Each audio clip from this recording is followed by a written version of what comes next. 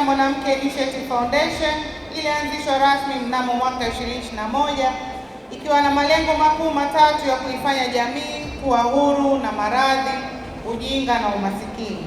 Katika kutekeleza haya, taasisi ya Mwanamke Initiative Foundation imekuwa ikifanya jitihada nyingi kuunga mkono serikali zote mbili, ya Mapinduzi ya Zanzibar na ya Jamhuri ya Muungano wa Tanzania katika masuala ya elimu, afya na uchumi.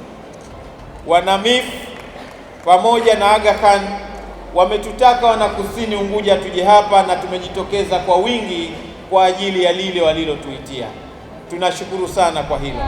Kwa niaba ya uongozi wa Taasisi ya Huduma za Afya Aga Khan, napenda pia kushukuru uongozi wa Mwanamke Initiative ama taasisi ya Mwanamke Initiative ambao pia wamekubali kushirikiana na Aga Khan katika sekta ya afya.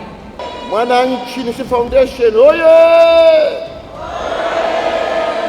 Serikali ya Zanzibar ipo katika jitihada